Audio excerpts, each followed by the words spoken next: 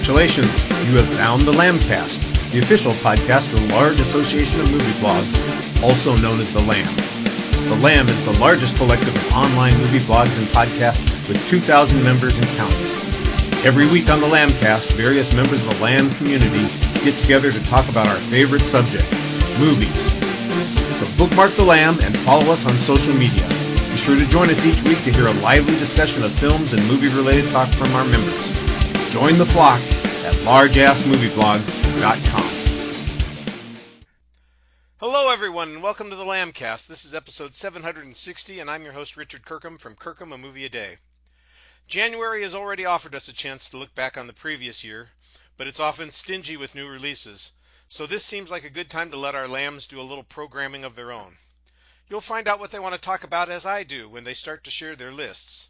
And who will be rolling their own list this week? Well, first up is Howard Kasner from Pop Art. Thanks for joining us, Howard. Oh, this is going to be a real killer of a selection today. Hints already. Hey, if you don't want your kids bringing pets home that you can't take care of, maybe you should read Dave Anderson at Free Kittens Movie Guide first. Dave, what's in the box? Good morning. Good morning. Troubadour and teacher Damian Riley digresses from his podcast and blog long enough to join us this week. We'll talk a little bit about this. It's a spoof movie called Moby Richard. And just to show you how open-minded I am, the Vern from Cinema Recall is back with us in spite of the fact of having Baby Girl on his top 10 list for the year. Long time no see, Vern. I plan to have a lot more people hate me during this episode too for my list as well. So hooray! Welcome, glad to be here. Hello, everybody. So those of you who are not familiar and listening for the first time to a Roll Your Own episode, I invite the guests to pick any subject that they like that is cinema related and come up with a top 5 list. So it could be about film, it could be about an actor, it could be about scenes, music, it could even be about the marketing of the movie. It's just, it's an open forum for them to use their wit and cleverness to find something interesting to talk about. We'll see how well we all accomplish that right now. Dave, we're going to have you go first. Tell us what it is that you decided to, base your list around, and then what's the first thing that you have on your list?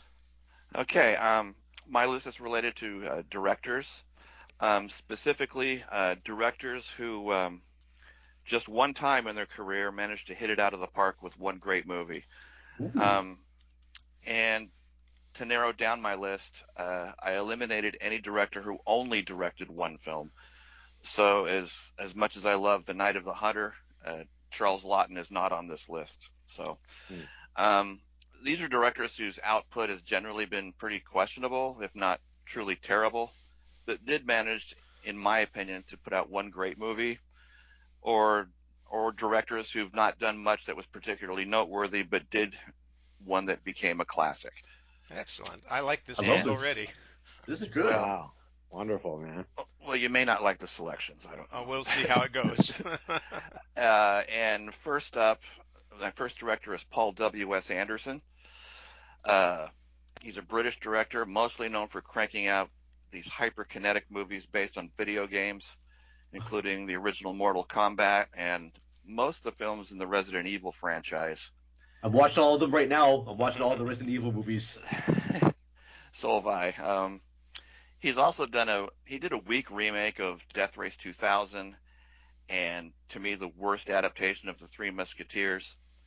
To me, his most dubious achievement is probably Alien vs. Predator, which ironically was also one of his biggest hits. His movies are generally CGI heavy and they're derivative. They're often cashing in on brand name recognition. And as far as I can tell, most of his films seem to be targeting teenage boys. And he also cast his wife, Mila Jovovich, in a lot of these movies. And yeah, she's easy on the eyes, but of course, no one's gonna confuse her with Meryl Streep. For the 13-year-old boy in me, yes, I'm split down for it. However, he did direct Event Horizon in 1997. Oh. And that's a sci-fi horror movie that probably wouldn't exist without Alien and The Shining before it, because it plays like a mashup of both of them. Still, it's Anderson's most original movie and his most stylish. I was initially underwhelmed by it when I first watched it. I thought the narrative was simplistic and disjointed, sometimes pointlessly ambiguous. But there was something about this Solaris on acid concept that kind of stuck with me. And in later viewings, I thought that what the movie lacked in narrative cohesion was compensated by the tone. There's a deep sense of dread from the very first scene, and it maintains it throughout the movie. And the ship itself is ominously creepy, kind of like the Overlook Hotel was in The Shining. And it's also one of the few sci-fi films, in my opinion, that makes space seem like a place you don't want to be, especially since the crew of the ship going out to the event horizon have gone way too far into space for their own good. Yeah, that's a great pick. I love it.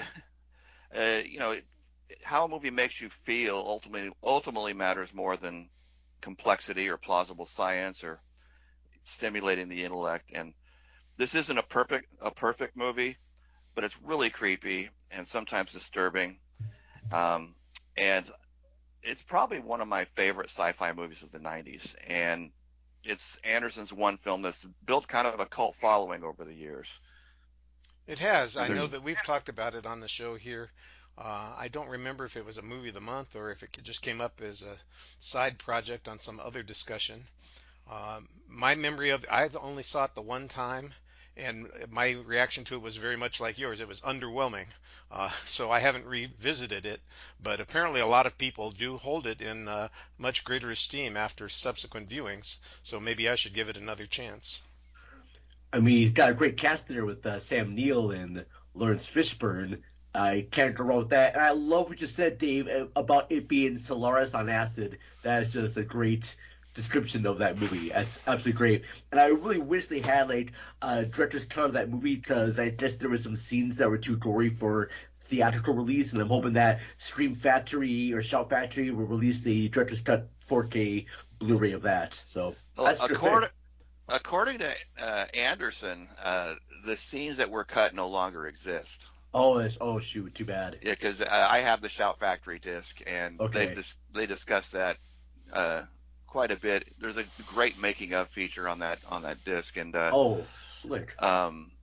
Yeah, those scenes have pretty much been lost as of right now, anyway. Okay. Well, thanks for starting us off with a bang here. Howard, it's your turn. You're going to tell us what the killer list is that you've got for us?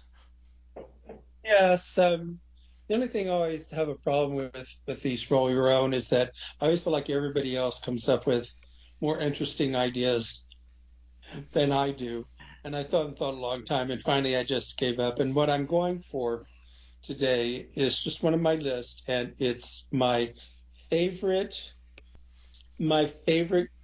comedy serial killer movies. Oh, I like that. Okay, comedy serial killers. Jesus.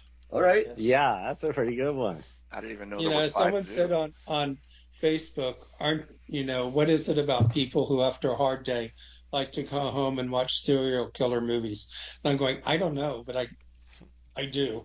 So I don't know what this says about me. So first I'm going to mention really quickly, just toss away the three runners up, and then I'll get to the first one. And the three runners up is No Way to Treat a Lady, with Rod Steiger playing 7 or 8 different roles, Serial Mom, and then Arsenic and Old Lace. Nice. And my fifth one on the thing, as we go 5, 4, 3, 2, 1, is Seven Psychopaths, released in 2012, written and directed by one of my favorite filmmakers today, Martin McDonagh. And it's about a screenwriter played by Colin Farrell, who has writer's block. He has the name for his next screenplay, Seven Psychopaths, but he doesn't have a story. And through a friend of his, he starts collecting stories of serial killers, but then he becomes involved with the notorious L.A., the Jack of Diamonds killer. Hilarity ensues. It's very farcical. I love the film when it was released. My memory is it got mixed reviews, but whether good or bad, it's my kind of movie. It is a great movie. I have not seen this one in years, so I don't really remember anything too bad, though. Martin McDonagh, he did In Bruges, right? Yeah, this was the first movie he did after In Bruges, and then he went on to Three Billboards, and then The Banshees of Inisherin. See, He hasn't had a bad film yet. I like Banshees, and I love In Bruges. I don't know. Seven Psychopaths is a movie that I gotta watch again, because the first time I watched it, I wasn't vibing on it too much. Well, a lot of people weren't. You weren't alone with that.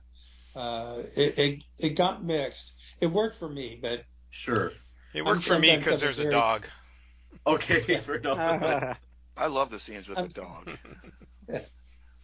But I have a very sick mind and a very sick sense of humor, so I just thought it was so funny. So a long day after the salt mines, Howard's sitting down to watching 7 crazy people engage in misbehavior that you wouldn't describe as being very socially appropriate. Right. I gotcha. Damien, what's your list going to consist of? I am going to give a real quick set of thoughts. I don't know that you'd even call it a review, but I'm going to touch on every one of them. Every one of the Moby Dicks. Actually, not every one that I've seen. I watched 10. I watched 10 Moby Dicks. A couple of them were just like a guy holding his camcorder, filming his daughter doing it on the stage. So wait, is your list on Moby Dick adaptations? Yeah. Yeah. I didn't know the work hand. I mean, hey, we're gonna have some fun here. I'm just gonna. Can I save my time? Is that appropriate to say that? Can I save my time? I'm done. I'm gonna reserve my time, counselor, or whatever they say. Not counselor, but I don't want to get political. Goodbye. You need to start though with one of your films. So pick which one are you going to start us with? Oh shoot, I'm sorry, Gregory Peck. The Gregory Peck version. We got to hit that one. Is that John Huston directed? Oh yes, it is. All right. So, anyway, I'm guarding my time. Guarding my time here. Sorry. So you're not going to say anything about the Gregory Peck Moby Dick now? I just have so much. Look, every person's doing 5, correct? Yes. Yeah, 5 Moby Dick. So I think I'm done. Okay. Yeah. All right. Well, I'll say something about it. This is the first Moby Dick that I saw. It's the closest I've come to paying attention to the story. I once picked up the book Moby Dick, and after the first chapter, I said, "Yeah, I'm not doing that." You and millions of others. Yes. I think it's one of my favorite books of all time. It's one of the great American classics. All I know is that a wooden puppet goes into the Moby Dick's mouth. I'm sure that's what happens. Howard, just do me a favor, man. Wherever you're sitting, whatever you're doing, if you can lift your fist, dude, give me a fist bump right now. Attaboy. Okay, go ahead. All right. Well, apparently, does anybody else have a comment about the Gregory Peck version of Moby Dick? Oh, I didn't know you wanted me to talk about the particular movie. That was it for my intro. What I'm doing. Okay, so you want me to? Yes. What's your top 5 list? Yes. I don't know how to make it clearer. We're starting the list. This is number 5 on your list. I've got the Gregory Peck Moby Dick. Okay. So a few thoughts. It's because I was so focused on being brief. The Gregory Peck. Can I just call it that? I'm not a math major, and I didn't do well in my math courses. So a lot of things related to dates and stuff like that. I just kind of, if you listen to my podcast, I discipline myself. Anytime you hear a date or something correct on my podcast, it's like me disciplining myself. All right, then. This is the Gregory Peck. I had gone into this, not going to digress, but name of my podcast. Anyways, I'd gone into this like thinking, I'm sure there's a bazillion movies about it. Because, growing up, I was like, like you said, most people don't care about it. I was like, I don't give a rip about that movie, growing up. And I was into a lot of stuff. I was into Star Wars, into all the hip, allegorical type stuff out there without even knowing it, but I didn't give a rip about this whale. But, now being 55, almost 56, in June I'll be 56. And I don't know why it's significant because it's over 55. Isn't that stupid? I don't know. It seems like every year there's something. But, so I went back into this, and a bunch of people told me, well, there's really no good movie about it. And, so I'm like, oh, well, that sucks. I figured there'd be a bunch of them, because even though I wasn't ever into it, and of course I was forced to read it, and even in college I didn't really want to read it, but now when I teach it, I teach it pulling on that. Hey, I didn't want to hear this either.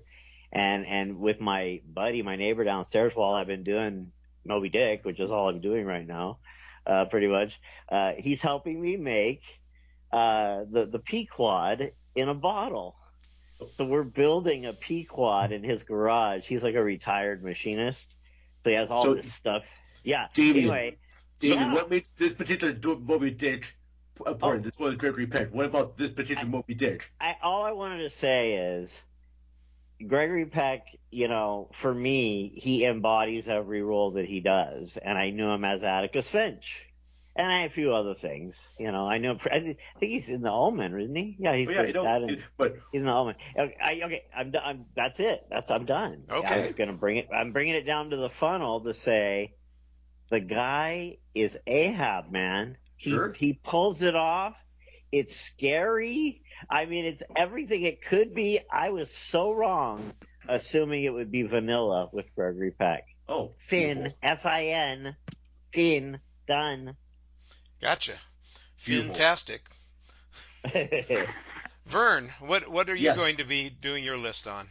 All right. Well, my list, I'm going to get a lot of hate from people probably on this show, and I'm sure in the comments. I'm doing my top 5 worst or disappointing films of 2024. Last week I did my favorite films and best of 2024, and I'm doing my worst. So I'm going to do my recap of my number 10 through 6, and I'll talk about number 5. So number 10, Smile 2. Number 9, Trap.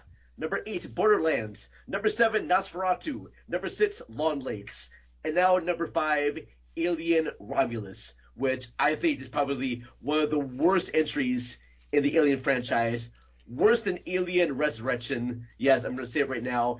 Alien Romulus. And this movie would have been a fine movie if it was not connected to the Alien universe lore. The story about these 5 kids growing up on the ship, and they discover aliens on board is fine. I don't see why it needs to connect to Alien at all. It just does not need to do it. I found a lot of the scenes to be shot too dark, so I'm watching action sequences. I can't see anything what's going on. The camera movements are too shaky, and the editing is off. It seems to have like a cut every few seconds instead of holding on a shot. If this was to be an homage to the 79 Alien movie, it fails miserably. Well, I loved Alien Romulus. There you go. To me, it was a return to true sci-fi horror. I always thought the xenomorphs were scarier the less we knew about them. And to me, this one is the third best in the franchise after the first and second films. I liked the vibe of this one. I liked the atmosphere. Can I just ask you this is personal, I'm sorry, but it's just strictly demography. How old are you? 61. Okay. Well, you know what? I would have loved to have had you on a podcast I was on recently where the really young girls loved it. And then there was a guy that was a little bit older, about, he was like 40. And then I was 55. And I tended to not like it, but I'm just wondering if it was kind of an age thing. I haven't heard any, can I call you older? I'm older. We're all older. It's just ER on the end. Not old. But here we have somebody from a different generation that liked the original. I'm assuming you like the original, who really liked this. So I've just taken notes. That's it. Interesting. Thank you. Sorry to interrupt. Some of it could be my reaction to Prometheus and the one after that. I mean, I like those films, but it revealed too much backstory that this franchise never needed. This one, the shout outs to the original were probably the weakest aspect of this film, but the director, Fede Alvarez, I really liked all of his films. And I do too. I liked Dead, and I liked Don't Breathe. And I like those movies because they establish the characters very well. The characters are not established very well in Alien Romulus, in my opinion. I don't know really anything about their backstory except that they had to get onto the planet, except for the girl and the robot. That's the only two characters that have any type of development at all in this. And the only actor that's good in this is David Johnson as Andy. He's the best part. I love him so much in this movie. So Jason, in your travels, I'm sure you probably have a review up of this. I know that a lot of people like my age and a little bit younger too like this movie and they loved it. It's been a mixed bag with this one, and I understand or respect people's love of Alien Romulus. It just did not work for me. Well, it's interesting that you picked your worst of 2024 as your list because I was influenced a little bit by having a similar kind of attitude. My list is not the worst of 2024. In fact, it's quite the opposite of that. It's movies that I like, but it's because I like them. My opinion goes against the grain. I like it. There are a bunch of films out there that I know that other people have dismissed and said negative things about. They were box office failures. I'm a notorious defender of Ishtar, and you're kidding me. And oh my God. I've spent years arguing for that movie. But I decided not to go back that far. So I limited myself to films in this century where my opinion goes against the grain. And the first one I have is the oldest one on the list. It's from 2001. It's Jurassic Park 3. Oh, nice. A lot of people dismiss Jurassic Park 3.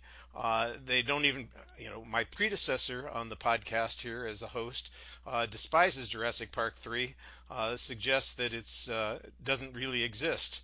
But to me, Jurassic Park 3 is basically a synthesis of what the original two films were trying to do, and it's a commercial film.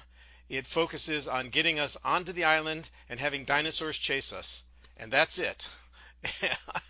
There's enough there. We don't have to spend a bunch of time on the science. We don't have to have a bunch of background. We get a little bit of background on a couple of the characters just to kind of make it humorous and interesting, but the vast majority of this film is dinosaurs chasing people and eating people.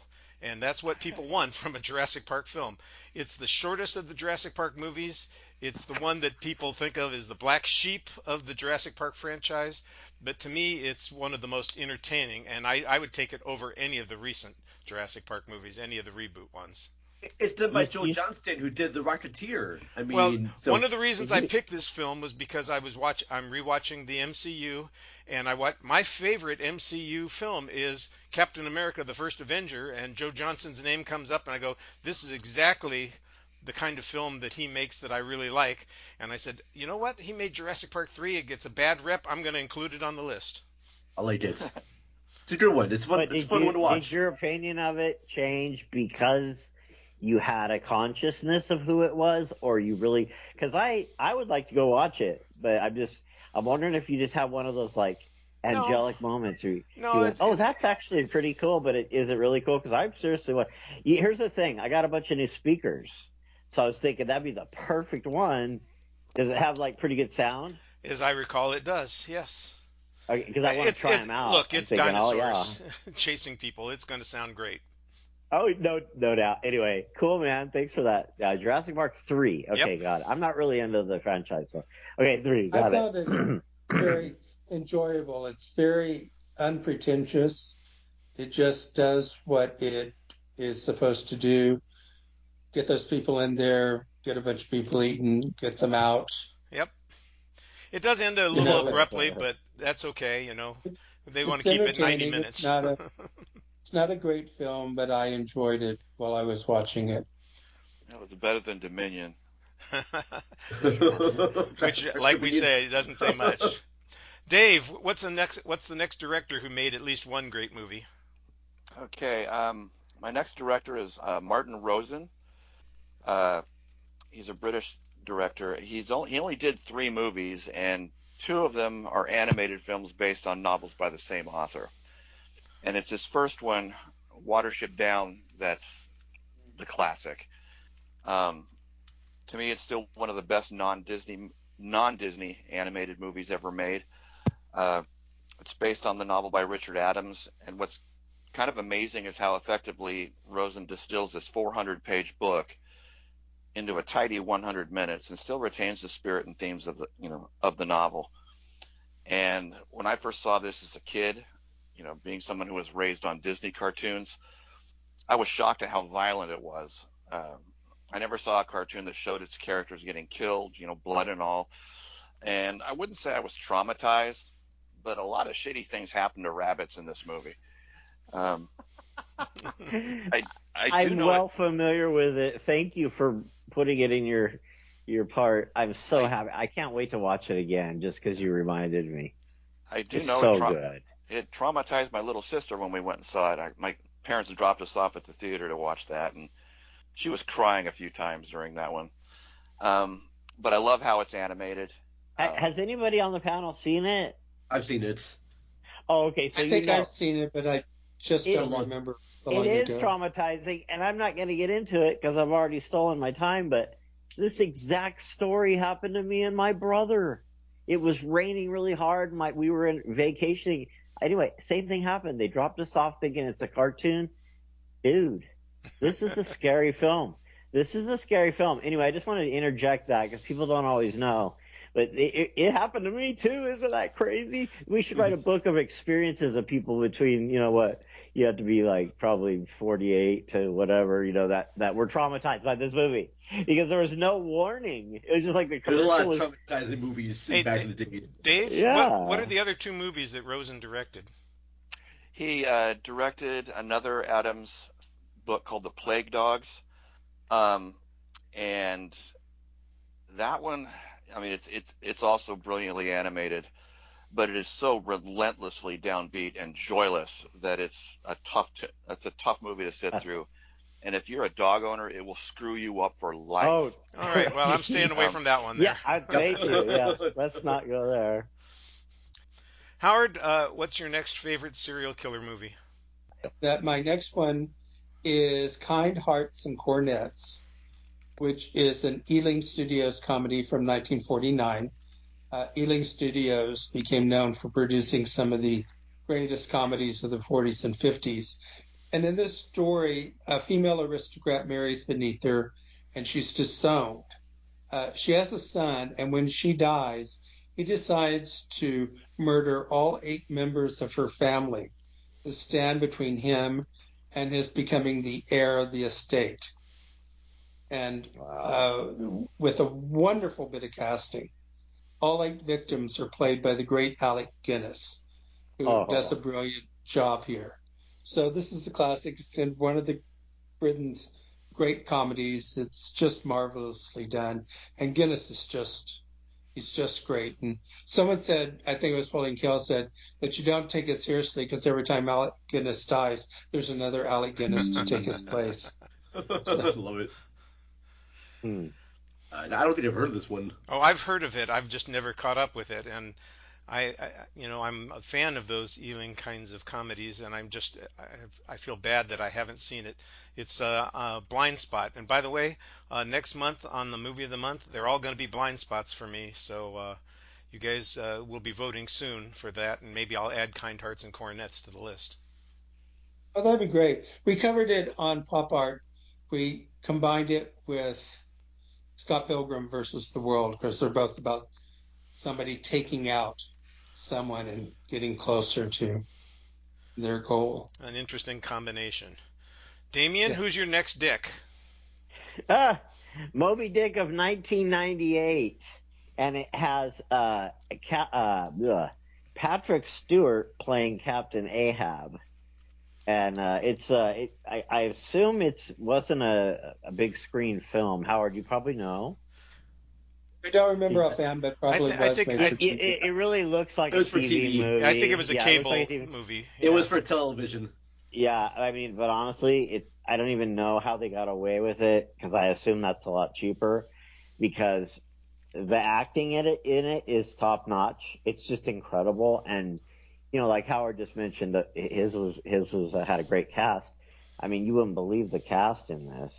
It's just, unfortunately for me right now, I've watched all these different movies with different casts. It's not giving me. I'm on the YouTube right now. It's not giving me the cast, but we got Patrick Stewart right there. Ted Levine is in there. Oh, Henry Thomas. Yeah, Henry Thomas. E.T. Yeah. Elliot from E.T., he plays Ishmael.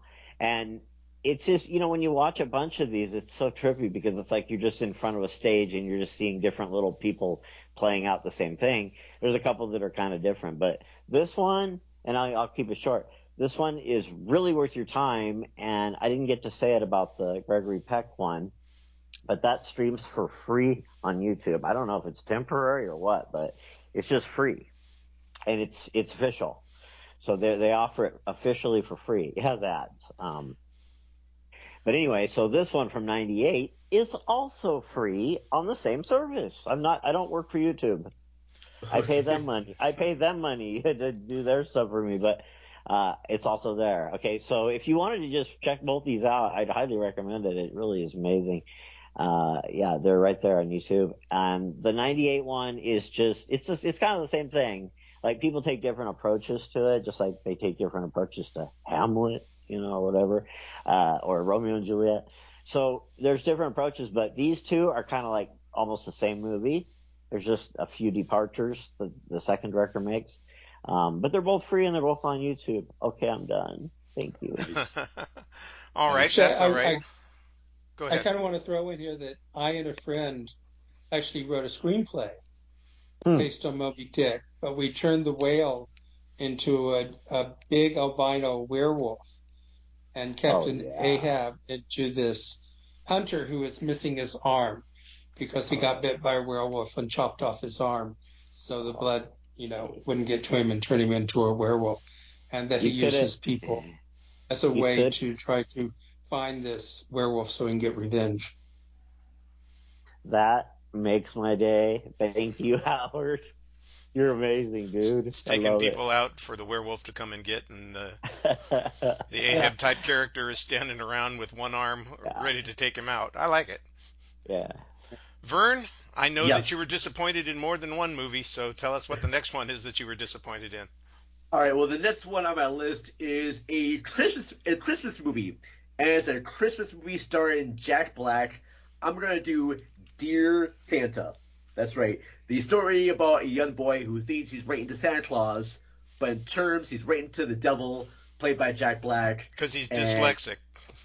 Exactly, he's dyslexic, and so he doesn't know he's writing to the devil. And the devil shows up, and the little boy's like, "Wow, you look different." And the devil's like, "I've got a beard." And the little boy's like, "You wear red, you have a beard, yeah, you're Santa Claus," despite the horns in the head. And I know this kid's supposed to be dyslexic, but this kid's really dumb, and just hilarity ensues after that. It's just incredibly bad. Post Malone is in this. I just found this movie to be just completely bad. Directed by Bobby Farley, who did Dumb and Dumber, and I liked his early films, but this one is just a big mess. I just hated every ounce of it. I saw this with my family for Christmas, and they loved it. They thought it was funny. I don't know. Anytime you have a movie where a character makes another character shit themselves, I'm like, I'm done. And it goes on for way too long. Sorry, if you've seen this and you love it, I respect your opinions, but I just could not get into this movie one bit. Jack Black hasn't done a good movie in years. Yeah, I know, right? The last good movie he did was after School of Rock, Bernie. I liked him in Bernie. Oh, and yeah, I liked him in that too. On a complete aside, did you see the story about the two kids from School of Rock this week? I saw that. Yeah. What happened? They got married. Oh, good. Good. Cool. I was worried it was like sad news. That's so cool. Yeah, two of the kids in the band. So I bet you Jack Black will always be like grandpa, coming over. Hey, this is where you guys met. Well, I hope he showed up at the reception with a nice wedding gift. Oh yeah, I'm sure. I was spending some of the chat. Thank you, Richard. Okay, well that's it. Dear Santa, number 4. Not a problem. My number 4 is a film that I saw when it came out in 2008. I loved it then. It got terrible reviews. It bombed at the box office. I think it's acquired a cult reputation since then because I have seen it at a couple of revivals since then. I've seen it twice on the big screen in the last 2 years. So once in 2003, once in 2023, and once in 2024 on the big screen. So there is a group out there who supports it, and that's Speed Racer. Oh my God, that movie's amazing. That is a classic. That movie was bad. People think that movie's bad. What the hell's wrong with people? Oh yeah, no, it did not do well, and it got terrible reviews. What? But I'll tell you what, Speed Racer is candy-coated cinema taken to the max. And sometimes that's just what you need. Is you want a sugar-injected visual experience, and this is it. It's full of colors and movement. And is it excessive? Could you get sick watching it? Probably. Maybe. Because it is a little over the top sometimes. But you know what? It's a lot of fun. I think it looks spectacular. And I like all the actors in it. I'm a big John Goodman fan, so I appreciate when he's there. And I even like the monkey. To me, there's like Bound, Speed Racer, and then The Matrix. That probably is not most people's priority list, but I understand. Wachowski's list. I mean, I love The Matrix, but I think what the Wachowski sisters did for Speed Racer is just like creme de la creme. It's a perfect adaptation of an anime that I have ever seen. Yeah, that I think is probably one of the reasons that it works, is because they don't stray far from the anime style and visuals, although it's a little bit darker than it would be in the anime. Yeah, I want to see more of a franchise, 3 movies of Speed Racer, than the 4 movies we got of The Matrix. I'm with you, but that's not what the audience said. Well, audiences are wrong, damn it. Yes, they were. That's what I'm saying. Dave, what director managed to get at least one right? Okay, my list probably wouldn't be worth its salt if I didn't include Michael Bay on this list. I know it's fashionable, maybe a little cliche for purists to jump on the Michael Bay sucks bandwagon. But Michael Bay doesn't suck. That would imply he's not very good at his job. On the contrary, I think he's a skilled filmmaker who knows exactly what he's doing. He just doesn't want to let you ever forget it. But with the exception of the Transformers franchise, I've still approached every one of his movies with an open mind. And with one exception, I simply hated everything he made. The sonic bombardment, the caffeine jitters editing, the CGI overkill, and coupled with an ungodly length for most of them. I'll admit, The Rock had its moments, but that was largely because of Nick Cage and Sean Connery. And I did briefly get my hopes up during the first half of The Island. But then I watched Ambulance, and I was really surprised at how much I liked it. In fact, I kind of loved it. It's an outlandish action flick, but I like the characters and I like the story. I like how the action sequences were executed with a little bit less bombast than the usual Bay film. And maybe because this one had a lower budget than a lot of his other stuff, so there was less reliance on CGI. Although he apparently got a new drone for Christmas and wanted to show it off. There's a lot of shots of drones flying up and down. Oh, so he's I was just going to say, is he the one who was flying into the Super Scooper? Yeah, and he does throw out some shout-outs to his other films that are kind of glaring. This one's based on a 2005 Danish film, which I hadn't seen, but I'll eventually get around to it. And it's about a bank robbery gone wrong, and its 2 main characters played by Jake Gyllenhaal and, I'm going to butcher this name, Yahya Abdul Mateen II. They managed to escape the scene by hijacking an ambulance. But also in the ambulance are a paramedic and one of the cops they shot, and they become hostages.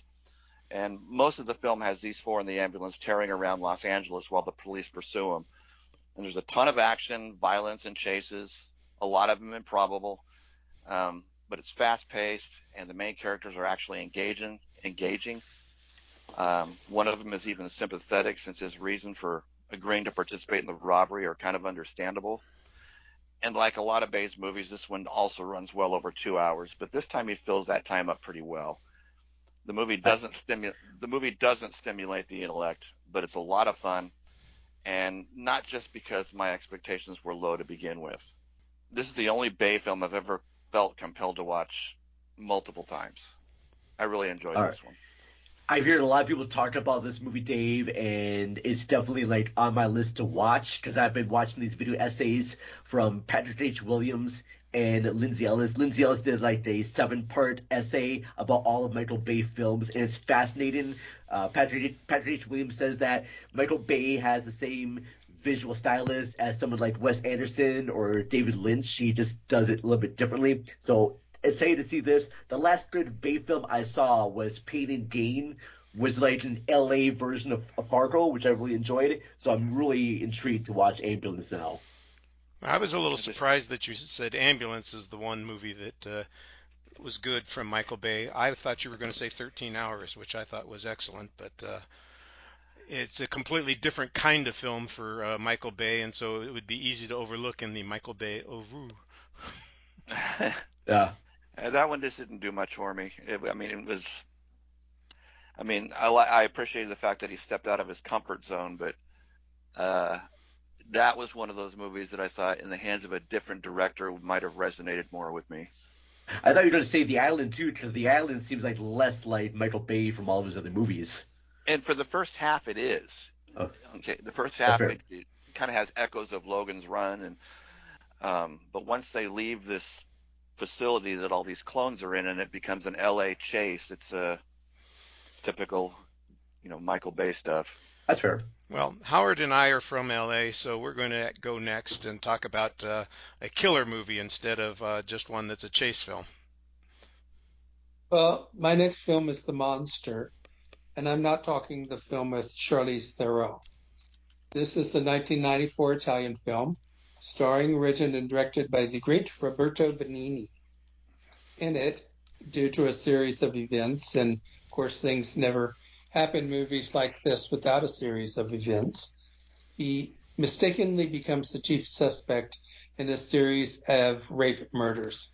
And with the help of an undercover cop played by Benigni's real-life wife, Nicoletta Braschi, he's finally found innocent, but not until there's a lot of slapstick and laughter. This was actually a bit controversial at the time because some people thought it made a little too light of the subject matter, but it became Italy's highest-grossing film of all time, which only got bested when Benigni did Life is Beautiful, a comedy about the horrors of Nazi occupation and concentration camps, which had its own set of controversy, but was my favorite film of the year. So I thought it was very funny. Benigni is really a wonderful physical comedian. And he's a lot of fun to watch. If you're looking for laughs in a grim subject, Benigni is the one to go to. Yes. I've heard of this movie. I've never seen it, and I didn't realize that it was going to be quite as humorous, so that would probably encourage me a little bit more. I probably stayed away from it because I really thought that Roberto Benigni was playing a sex worker that killed people, and I'm like, I don't know if I want to see that. I know I don't want to see that. Thank you. Damien, what Moby Dick should we be seeing next?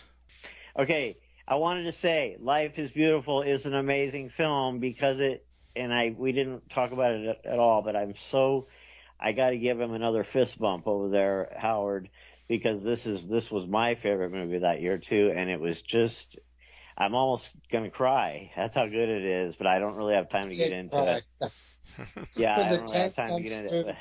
When the tank shows up, I just start crying. Yeah, but here's the thing, like Richard said, it's it's a standard film. I forget what you said, Richard. Never mind what Richard said. I'm going to talk about Moby Dick, but it's really, really good. And what is your other Moby Dick? Okay. Anyway, okay, here we are on Moby Dick. Yeah.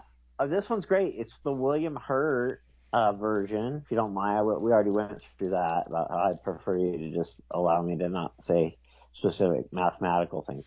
So it's the William Hurt and he was in The Village. You probably heard me blabber on about The Village. I love The Village.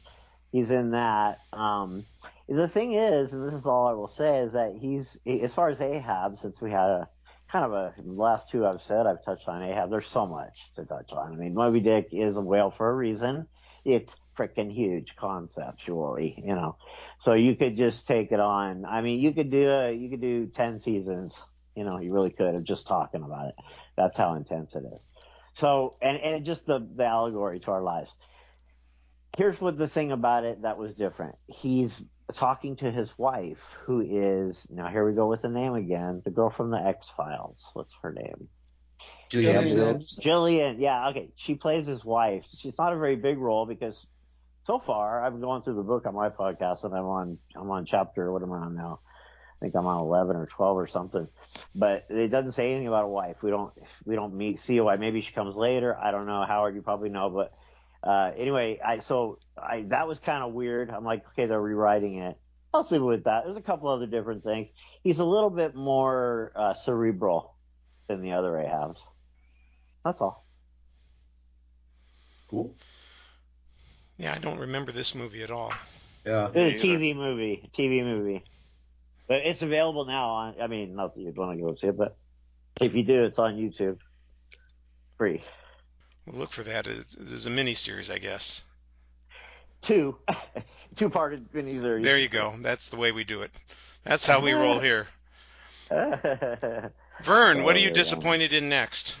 All right, well, my number 3 most disappointed and hated film is the remake of Speak No Evil, the one with James McAvoy. I love James McAvoy, and the thing I hate the most about this adaptation is the way they changed the ending.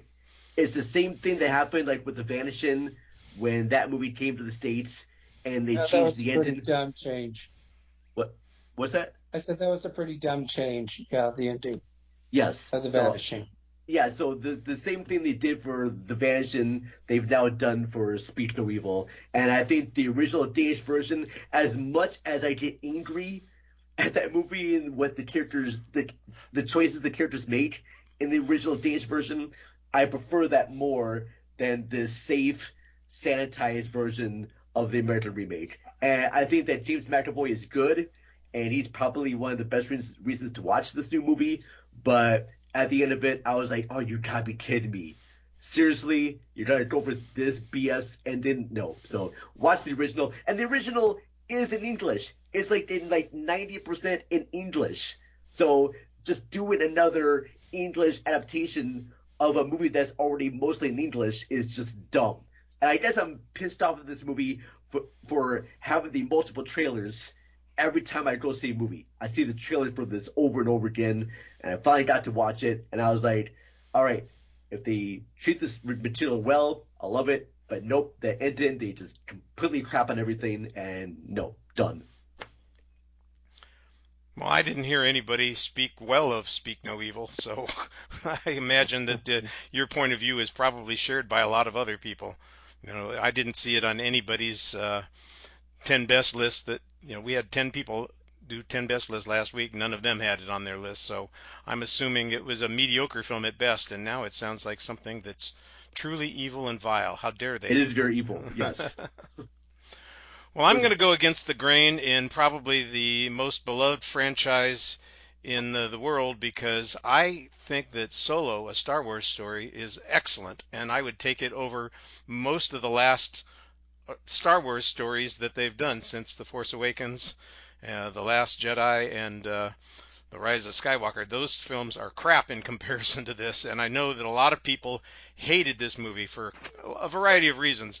Part of the reason was that two creatives who had started the movie were taken out of the process because it wasn't working from the studio's point of view, and a lot of people resented that. And the other idea was that we were having somebody play this iconic character who isn't that iconic character, but I thought he was well cast. He played the part exactly the way it should be.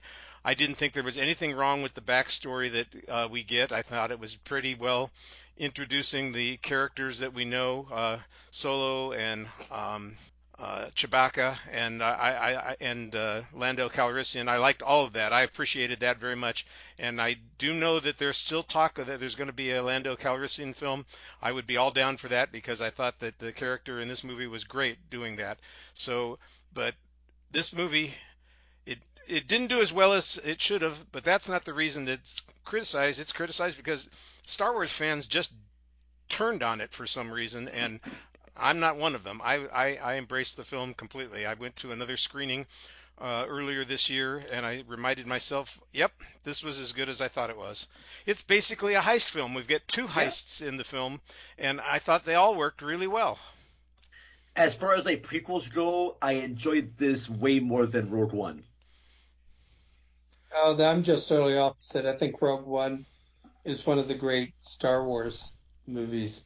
I agree. This one didn't work for me because the whole basic premise was set up and then not followed through on. The central character Solo says, "I'm going to come back and find you," and he never remotely tries. Well, we certainly never see him trying. Yes, that's for sure. No, he never tries, and he accidentally runs into her at one point. And I'm going, okay, I don't get this movie at all. So I think you can't please some Star Wars fans, and they get pissed off if you try to do something too different. They get pissed off if you try to do the same thing over and over again. This one delivered exactly what it promised, and I enjoyed it. It was a lot of fun, and I know its star doesn't resemble Harrison Ford, but he had his mannerisms down to perfectly. He had that insouciant way about him. Yeah.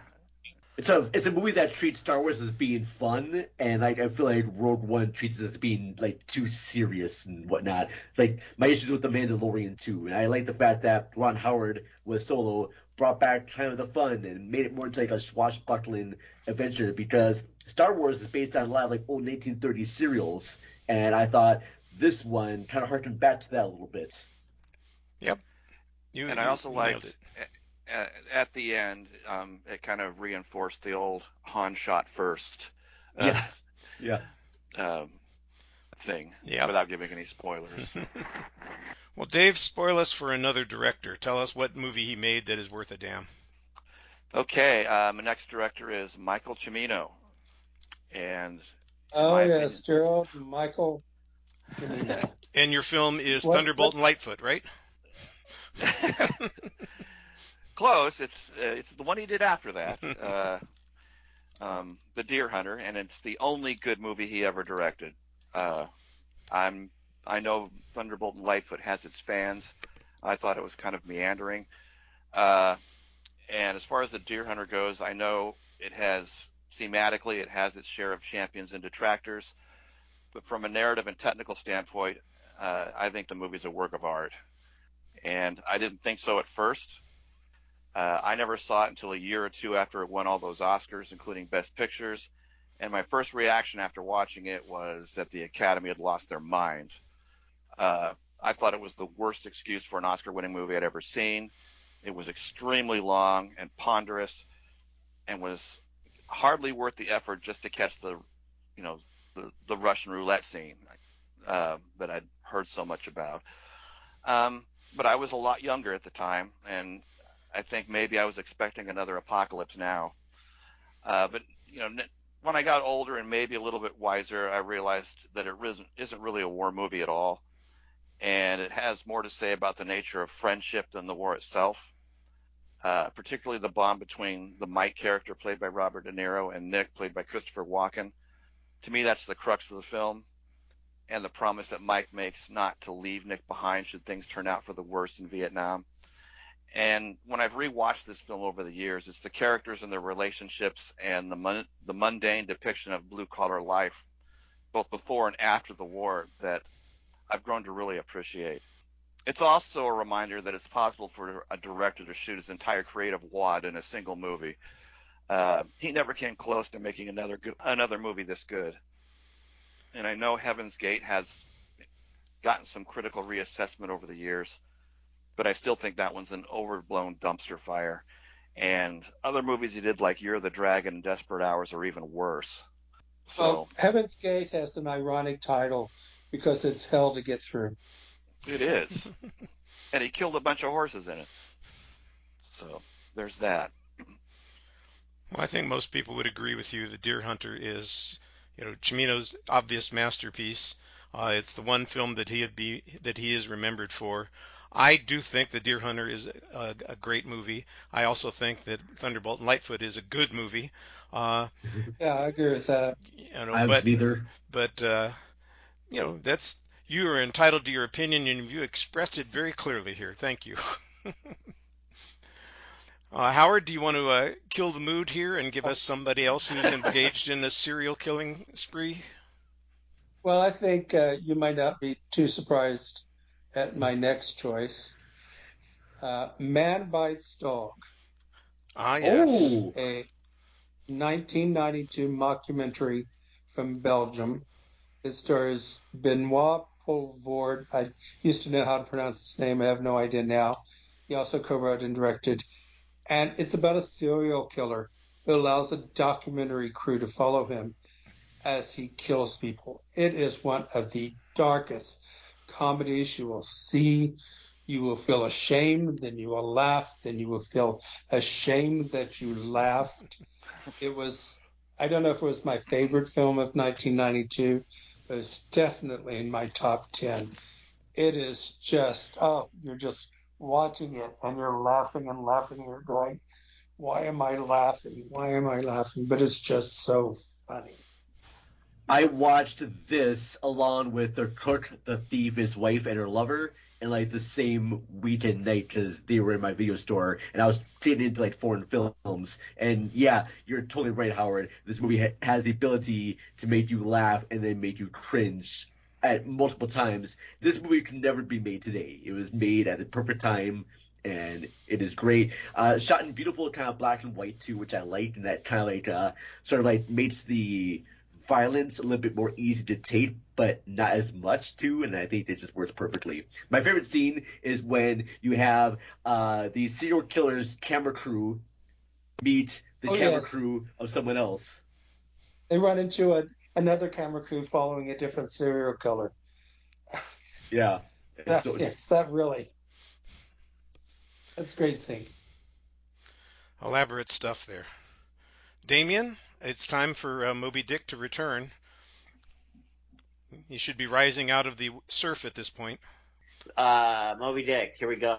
Okay, so we are on the Chris Hemsworth version, which is actually a little bit, I don't want to say it's more complex, but it's sort of it's an offshoot, kind of. And the thing that's really weird about it is that it's an offshoot of Moby Dick, but it's based on the real life story that impacted Herman Melville to write Moby Dick.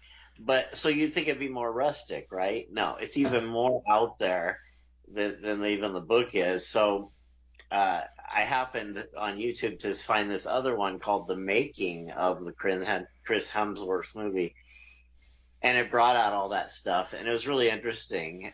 So you're not going to see the actual Moby Dick story. You're going to see, I don't know. It would be the story that inspired the story. Yeah, but I mean, just thinking Remind me of the title of the film. Do you remember it? Yeah, it's called The Out There at Sea. What? Anybody know it? Can somebody look it up? The Heart of the Sea. Heart of the Sea. Heart of the Sea. It came out this year, I think, like a few months ago. Oh no, this is years old. This is like a decade old, I think. Oh, okay. Well, we won't go there. But anyway, when the lady asked me, how long has it been since you took your driver's license exam? I was like, oh, that was like last week, man. Anyway, it's a little funny joke. So it's really good. It's just not like I've been like locked into like what I do on my podcast. A little plug. I read a chapter and I talk about a chapter. And I do a chapter until it's all done or until I get sick of it, and then I do the movie adaptation. So this does not lockstep with what I do because I'm doing chapter. It kind of takes you a different place, but it's really cool, and a lot of the themes are the same. There you go. Sorry, Richard. No, that's all great. Yeah, I think you described why we might want to see the film. I heard that it Oh, was great. quite good looking, and I know it wasn't a success, but that Oh, my understanding was that it was well received by people. I don't here's remember what it I'm being going to tell. dismissed. Here's what I'm going to tell you that you will get, and anybody else wants to comment, but I just want to say, honestly, honest to God, if what you like, and Howard will get this, if what you like about Moby Dick is the little stuff that whalers do, then you'll love this because I mean, you could use it to teach the 1800s fishing. You could use it as a visual aid. It shows you everything, how they make hooks, how they do all the stuff, what the harpoons are like, how they make the harpoons, how important the harpoons are to people. I mean, you're going to get all the background of it, which is pretty cool. Okay, I'm done. Anything I was else? going to say, I think you just explained why I didn't see it. It is also yeah. It's also the only movie that you'll ever get to see with Tom Holland stuck in a whale's bowels. Yeah, Tom Holland did it. That's the cat thing. Gross. Well, let's see if we can find something even more disappointing. Vern, it's 2024 again. Yeah, 2024 second worst movie of the year for me had to be the remake. It's a remake of Mean Girls. Now, I love the original movie that came out in 2004 with Lizzie Lohan and Tina Fey and whatnot. But this new version with Andrea Rice just did not work for me at all. I know that this is a beloved stage adaptation, and I'm sure on stage it works fine, but bringing these extra songs to the movie added nothing to it at all. And I just found it to be just a complete waste of time. It's longer and just was not a fan of it all. In fact, I wish they would have just re-released the original version in 4K and put that out in theaters instead of this new version. This new version just feels like a complete cash grab, and did not like it.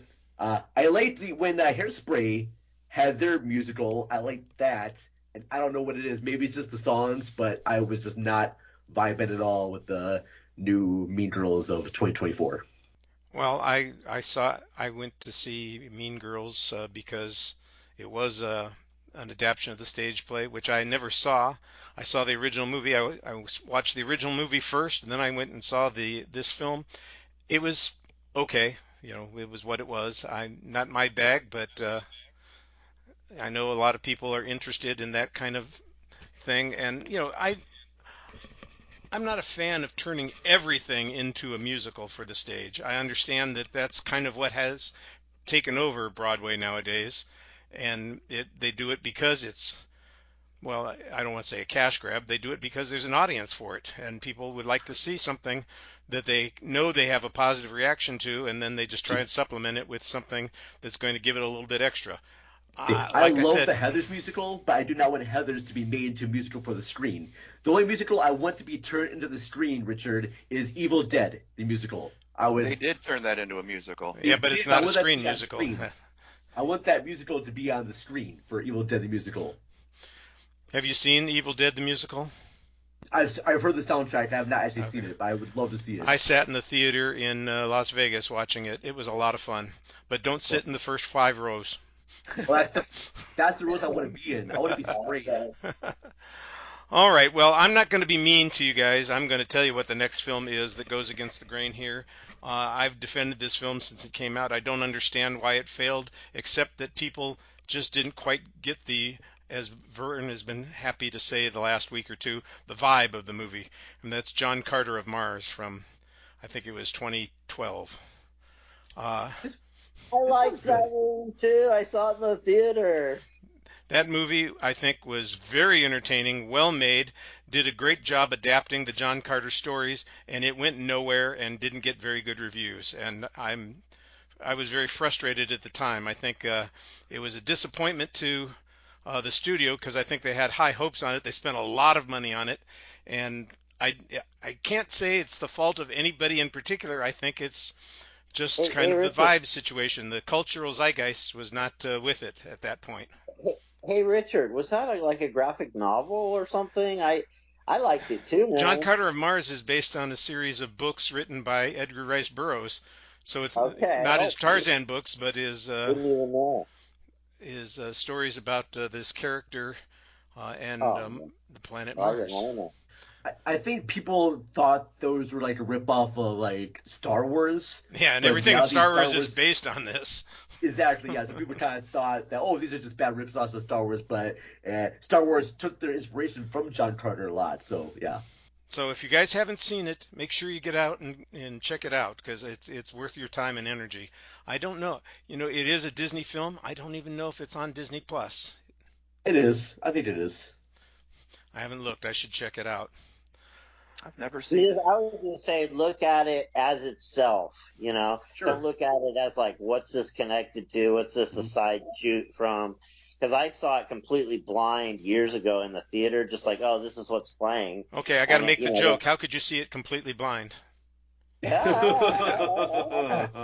you a professor of speech communication, sir? Yes, anyway. Wise guy. Yeah, okay. Smart ass, sorry. All right, then. Dave, we're back to you. What's your last director who made one great film in his whole catalog? Okay, well, just in case anyone listening didn't know, Douglas Trumbull is a legendary special effects artist who worked on 2001, Close Encounters, Blade Runner, a bunch of other stuff. And he also directed 2 movies during his career, Silent Running and Brainstorm. And Silent Running is the one that I think he knocked out of the park. It didn't get a ton of attention when it was released back in '72, but has since become a cult classic. It's also the first movie I remember ever making me cry, like ugly cry. Those robots? And, Bruce Dern sharing the screen with a couple of robots for a majority of the movie. And it's largely about his character and how he goes to extreme lengths to save Earth's last remaining forest on board a ship he commandeers by killing the rest of the crew. But considering what's at stake, we understand his motives. To me, that's a testament of how well conceived the character is. And, typical of a lot of Bruce Dern's roles, especially in the 70s, there's something kind of manic about this character right from the get-go. But endearing, too. Ironically, one of the guys who helped write the screenplay was Michael Cimino. So really? There's connection. It remains one of the more technically impressive sci-fi films in the pre-Star Wars era, especially since it had a budget of only $1 million. Considering Trumbull's day job, the visual effects are simple, but they're effective, and they still hold up well today. So do the themes. It's sobering themes, and it's a pretty pessimistic view of humankind's willingness to do anything about their impact on the environment. Trumbull's other movie, Brainstorm, was technically impressive for the time, but not nearly as engaging. And that one's largely been forgotten. It's mostly known as Natalie Wood's last film. But I still pop in Silent Running from time to time, and I still get a little choked up when I watch it. I've never heard of this movie before, and I really had no idea that Douglas Trumbull directed movies. I always thought he just did the special effects and photography work for this great film. So I am curious to find out who shot this one as well as watching it. So appreciate the recommendation there. Yeah, it's a good film. It's if my memory is correct, I think I own it on Laserdisc it was a double feature set. So it came with Colossus, the Forbin Project, and Silent Running. And Silent Running is visually spectacular, despite the fact that their budget was relatively small. It looks really good, and I think it probably inspired a lot of those people who became model makers working for George Lucas the following 10 years. Howard, tell us that your next serial killer didn't inspire a bunch of people to continue their work in another part of the world. Well, sort of the opposite. It was based or inspired by a real-life serial killer. and this is from 1947. It's Monsieur Verdoux, which was written, directed, and stars Charlie Chaplin as a bigamous wife killer. It's a story inspired by the real-life wife killer, Landru. To support his disabled wife and little boy, Verdoux marries women several at a time. So I said he's a bigamist. Then when he needs money, he'll look up one of them, make a reappearance after having been away on business, gets them to remove all their money from the bank, and then kills them. Things start to go wrong when at his latest marriage, relatives of someone he killed show up at the ceremony. The funniest scenes are with Martha Ray, who is just hysterical as this sort of vulgar good time girl who just won't die. No matter what he does, she just won't die. And you're sort of on his side. Die, will you? Just die. And she won't. Is this streaming anywhere? I do not know. You probably could find it somewhere. I think it has been on Turner Classics, which maybe you can get it through HBO. Probably rented on Amazon if it's not free. I don't know if it's on Criterion or not. Remind me of the name again. Monsieur Verdoux. Verdoux, Verdous, I believe. Is there an English title for this one for Americans? Damn it! No, just kidding. Well, Monsieur is Mr. in French, so no, it's Monsieur. And this name is Verdoux. Okay, it's streaming on Max and Prime. Okay, sweet. Cool. You have to have a subscription to those, of course, and you can rent it on Apple TV. Nice. So we've got that covered. Yes, I know of this film and I haven't seen it, and now it's another blind spot. See, you guys are giving me ideas to put on the list here for next month. I appreciate that. Damien, who's the last dick in your long line of dicks? I'm just so not going to go there with that joke that you brought up. 2010, Moby Dick, okay? Now, I know what you're thinking. What is this, trying to be Godzilla? Not really. It looks like a TV movie, but it could. I don't know. I didn't look it up. If anybody is bored, wants to look it up. It looks like a TV movie to me. I saw it on YouTube. It's free on YouTube. All these movies I'm mentioning are all free on YouTube. Isn't that like freaking cool? I mean, if you're into Moby Dick, it is, right? So yeah, this one. Okay, thing about this one is different. It has Helen Hunt in it. That's kind of different. But the thing about this one is it takes place in a submarine. They're going after something that's kind of deformed. It's like a alien type thing. So there's a lot of deviation. So, if you're a Moby Dick fan, which like the more I get into this topic, the more people I meet that freaking love Moby Dick. There's a lot out there. This would be one to watch because it kind of takes it like a different skew. That's all. Does this one have like Barry Bostwick in it? Yeah, probably. It doesn't have Helen Hunt in it. It doesn't have Bostwick. Oh, it doesn't? Oh, it had somebody that looked just like her that just walked by on right now. That's why I thought it was her. Renee O'Connor. Oh, yeah, okay. Sorry. Yeah, plus this is 2010, so there's no way she would have been doing it. Oh, here she is. I thought it was Helen Hunt. I'm sorry. Well, kids, this is a lesson. See, even us professionals can make mistakes, and you can too. This is a movie from the Asylum. For 25 years. Go ahead. Is Asylum? That's funny. Yeah, it's an Asylum movie. I love the fact too the title's actually called 2010 Moby Dick.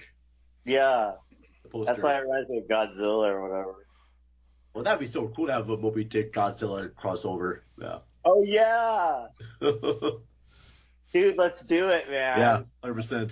For My sure. money on a Godzilla. Dick, that's right. Godzilla knows Dick. I'm just glad you didn't say Jaws. Oh, Moby Dick. Oh, my God, dude. Oh, gosh. I tell you what, as I'm watching, okay, I didn't really talk about the first one, but in the first one with Gregory Peck, the black and white, that movie's godlike to me, man. That's going to be like my go-to-sleep movie. Like, I have a little category on my TV. I watch YouTube on TV. I have, like, go-to-sleep movies. That's one of my go-to-sleep movies. Not because it's bad, but because it's just the sound of it. Gregory Peck's lines are just freaking amazing. He is the best. I've seen 10 of them now. and I'm not going to get into it because this show is not really about that. But I'll tell you what, that's the best one, the one that people kind of marginalized to me in general. I I never watched that. I freaking watched it, and I'm like, this is To Kill a Mockingbird in the horror section, dude. Oh, nice. I like that. I like the description, Davian. Yes, yeah. So, anyways, love you guys. All right. I was a big shocker. It was a really shocking. That movie's insane. But my last one was 2010. It's kind of a TV movie. And it's free on YouTube, and the girl looks like Helen Hunt. But it's not her. It's somebody else. Speaking of your stunt double. Speaking of somebody else, Vern, it's time for you to finish off your list. Okay, hooray! Yes, number one with a bullet, or a slightly bullet right there. It is the movie Jackpot with John Cena and Awkwafina, and I'm going to read to you briefly my Letterboxd review. Set in the dystopian future of Los Angeles, if a person wins the lottery, the government allows one of its citizens to kill the winner and take their money. Jackpot feels like The Purge, but with a laugh track that's turned off. I feel bad for John Cena because he's actually kind of charming in this. I love Awkwafina because she's good in other movies, but in this, it feels like someone did a bad impression of her. And I know I talked in the review saying that Paul Feig, the guy who directed Bridesmaids and the Ghostbusters 2016, did this version.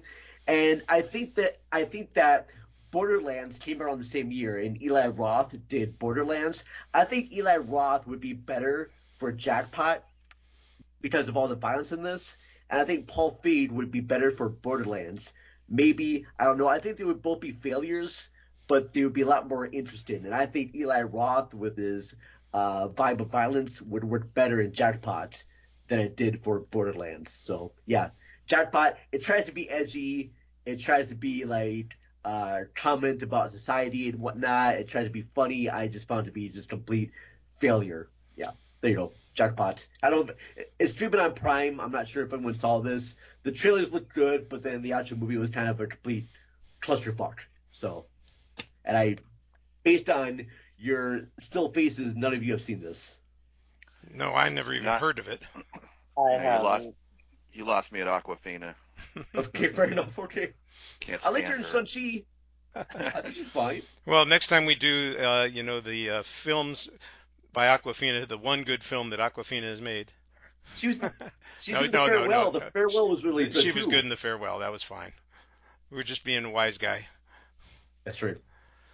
Speaking of being a wise guy, I'm going to go back again another decade and defend another high-budget film that didn't make the money they needed, didn't get the respect they deserved, and I've gone to the mattresses for this movie ever since it came out, and that's The Lone Ranger with Johnny Depp from Gore Verbinski. This is a movie that was widely criticized. It didn't come close to making its money back, and I don't understand what the problem with it is. This is well before Armie Hammer had any cannibalism issues that somebody was worried about. This is a comedy action film that's a Western, and I think it's the Western theme that probably set a lot of people off. I think that modern audiences have kind of gotten over the idea of Westerns. I hate to say it, but I think that's in large part the explanation about what's gone on here.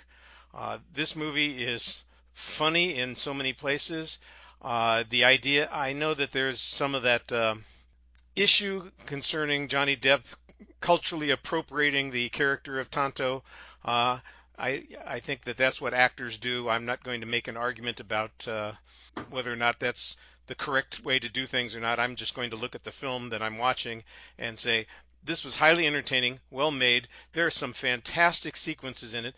The final sequence with the train is one of the most amazing visual things you're going to see from the last 15 years. It'll rival anything that you've seen in any of the big blockbusters. And I am so glad you brought up that train sequence because I watched a 4-hour-long video about trains and movies from Patrick H. Williams. It's epic, and he talks in great detail about this sequence, the whole train robbery. And I'm so excited to watch this movie now with your recommendation too, Richard, because this looks like a lot of fun. And it's a throwback to old Westerns, and I'm kind of vibing on that. if this is streaming anywhere, let me know, and I will definitely give this a watch. I'll have to look it up. Look, the movie could be tightened by 20 minutes maybe, but I don't think that that's a fatal flaw for the movie. The first part of the film is a pretty straightforward telling of the Lone Ranger legend, which I liked, and it gets integrated here. We get great character actors in here. William Fichtner is the evil guy in the story. Yes, Tom Wilkinson is in this, and he's great. Oh, So I would recommend this movie. I think it's very entertaining, and it's kind of a go-to for me. You know, there are default movies that people have. You know, depending upon what mood you're in. Zodiac is always our default movie when we can't decide what to watch. But when I'm in the mood for something light, The Lone Ranger is my default movie, and I think that it's something that other people could appreciate. Isn't that movie in black and white, Richard? No, it's not. Oh, okay. You're thinking of Dead Man. Oh, I haven't seen that one either. Yeah, that's the other Johnny Depp Western. Well, we've rolled our own. It's time for you to smoke them if you've got the matches to light them. We're going to take a quick break here to hear from a fellow Lamb Podcasting Network show, and then we're going to come back for our exit question of the week. Why This Film Podcast looks back at the movies of your childhood. Join me, Emily Slade, each week as I step back in time to revisit the films that you grew up with. Maybe you haven't seen it for a while. Maybe you've watched it every day since you were 8. Maybe you totally forgot it existed. Whatever the movie, I'm here to go back with you through nostalgia untold and memories unnumbered. Together we'll ask, why this film? We're back, and it's time for the exit question of the week as we finish off the show. Last week we got cut off because of a time shortage, but I pulled that question from last week for this week, and I think it works pretty well. It's still early in the year, so the question is, what films are you most looking forward to in 2025? And Vern, let's start with you since we ended with you on the other part of the show. Okay, so I don't know. It's this next year. I'm sure that there are going to be a lot more movies that I'm excited for. I just don't know much about them. I'm excited for the new Paul Thomas Anderson, Leonardo DiCaprio movie that's coming out. That doesn't have a title for it though. I'm really interested in the Maggie Gyllenhaal's Bride of Frankenstein with Christian Bale. That looks fascinating. I'm also intrigued that they're going to remake The Naked Gun with Liam Neeson, which I'm intrigued by. Just a little bit intrigued by that one. I'm also a little bit intrigued by the remake of The Running Man from the director of Scott Pilgrim vs. the World and Shaun of the Dead. I just can't. His name's not coming to mind right now. Edgar Wright, thank you, with Glenn Powell. And I'm also a little bit curious about Freakier Friday. I like Freaky Friday. Lindsay Lohan and Jamie Lee Curtis are back, and I'm a little bit intrigued by that.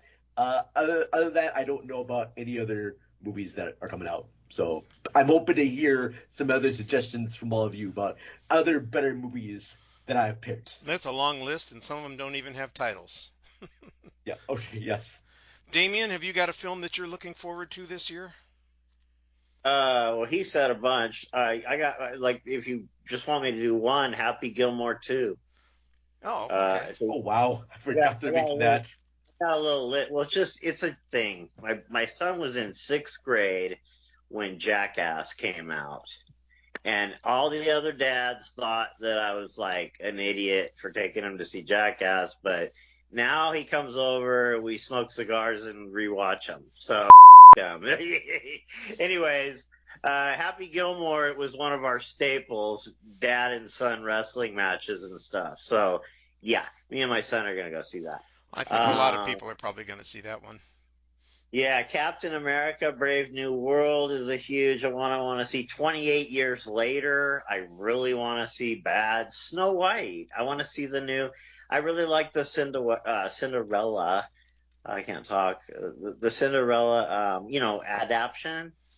This is apparently the Snow White adaptation. It's very colorful. It's got the Wicked Witch in the background. Wow. Want to see that one for sure. How to Train Your Dragon. I mean, I could keep going, but those are really my top would I say, like 4 in the top 10. Those are the 4 on IMDb. Those are the 4 that are most anticipated by me. Well, it's good to anticipate something. I heard one time a piece of advice from John Travolta about doing well in life and having a good and happy life. Always have something you're looking forward to. So it's good to have something you're looking forward to. And if Happy Gilmore 2 is something that you look forward to, then you've got happiness in front of you. That's It's the way to think of it. It's going off. That when we get those tickets, my boy's 26 years old, so we're big guys. He'll and be we up go for it. out. We have fun. Howard, what are you looking forward to in the next year?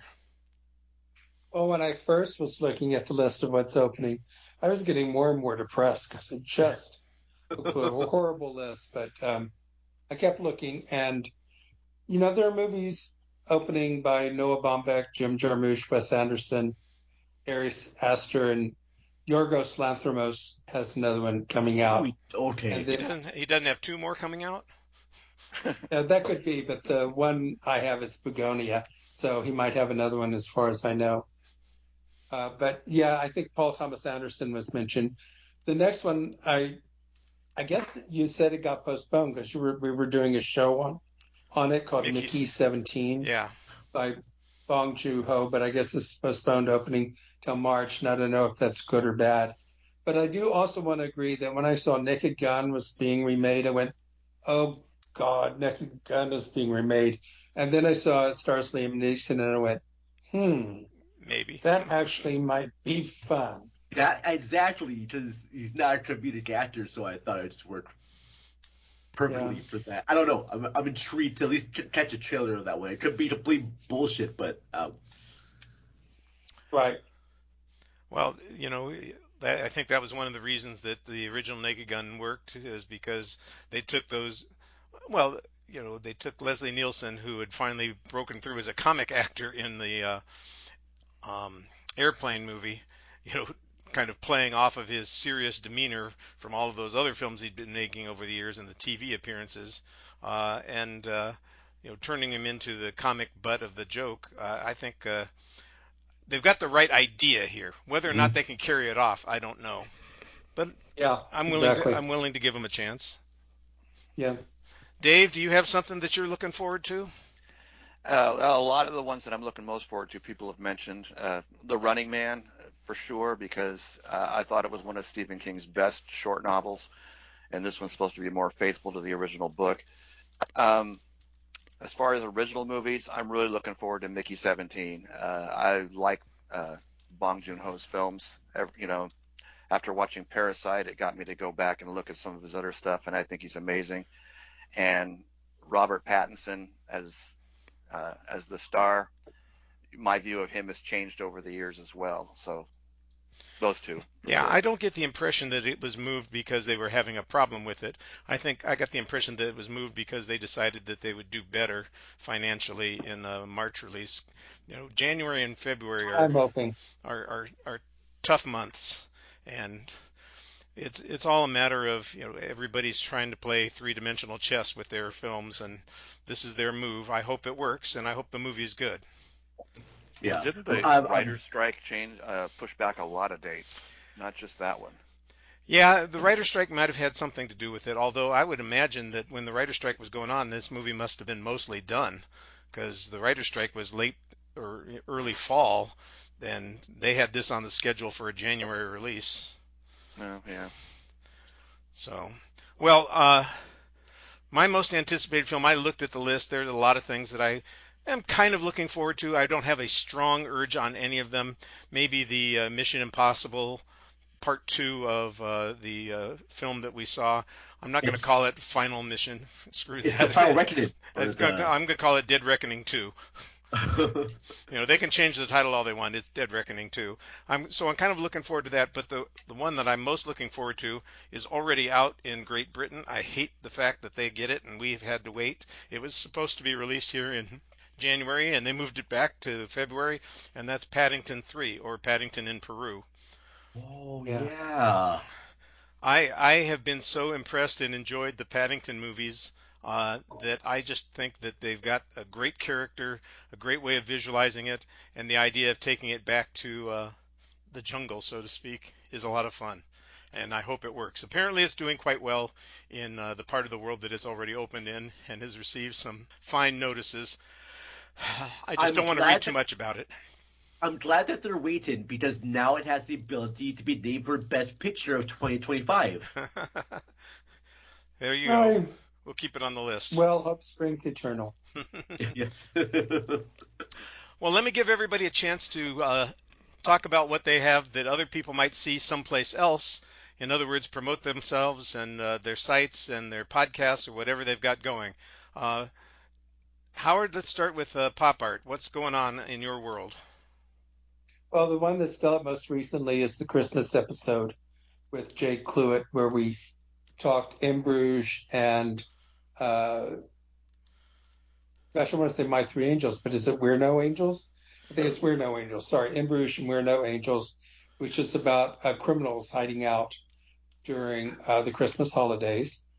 Tomorrow I will be uploading the next episode, which was with Sammy Giuliano, and we talked Ben-Hur and One-Eyed Jacks, and these are movies about someone who is betrayed by a friend, and then they come back to get revenge against that friend.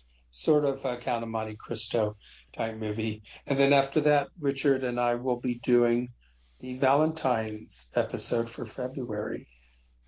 Yes, getting romantic in February. Aw. Yeah. Dave, how about you? You got something that you want people to turn their eyes to? Well, in addition to just trying to keep up with the stack of Blu-rays I got to review, I'm working on a feature of a list of terrible movies that are redeemed by one particular quality. Okay. You don't have a link for that yet, though. It's not up yet, right? No, I'm still writing it. But so just keep your eyes on the Free Kittens Movie Guide site, and you'll find it there at some point. Vern, how about you?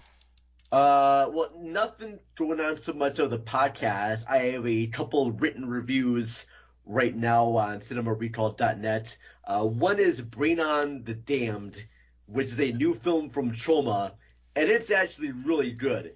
It is a horror anthology film, and each short goes into a different style. So there's one that's French New Wave, and there's one that's like an American kind of Brian De Palma giallo film, and there's even like a spoof on Saturday morning cartoons, like a Josie and the Pussycats vibe. It is absolutely just great. It's from the same team who did Fear Town USA and The Slashinin', and it's actually a lot of fun. And then I've got other reviews coming up here later this week. One for I'm Still Here, and another one for The Room Next Door that I'm going to try to review later this week. Good deal. Damien, have you got something that you want to digress on? That's funny, man. Yeah, my podcast is called But I Digress. Unfortunately, there's about 5 of them. So this one's But I Digress, Riley on Film. Just remember that last part. That's how you'll get to it. I just go nuts on there, man. I'm doing like twice a week, and it's a video now. I decided I ain't getting any younger. No, I'm just kidding. It's just no. I just throw the video on. It worked. One time it didn't work. I went with the universe. I made it an audio. You know what I mean? But it's really easy just to flip the thing on. It's just as easy as doing it audio, and they say you get more listeners. So if you're into seeing an old, like, salty fish talk about Moby Dick, that's what I'm doing at, like, pretty much twice a week these days. Sometimes I deviate and do what I want, but that's kind of my assignment right now, my self-assignment. Okay, that's it. Well, I don't think you've digressed that much. I think you've got plenty to talk about on your show, and I'm glad that we have the opportunity to direct people to it. On my site, it's just the usual, whatever I see in the theater, you're going to get a review on. I still have to catch up with the Dylan film. I saw it. I wrote a 2-sentence review because I just didn't have time before the end of the year to get things in. I was traveling. I'll get back to that. And then we've got things coming up that I'm looking forward to. You know what? I'm surprised I didn't already go and see that Gerard Butler film this weekend because that kind of crap is right up my alley. I heard it's surprisingly good. Good. Good. Maybe I'll do that this afternoon or evening. So I want to thank everybody for showing up this week, rolling some interesting film lists, and sharing your thoughts on those things. We're going to be off for a week next week, but we're coming back with another show after that. And look for the Movie of the Month poll for February coming out this week. Thanks, everybody. Have a great one.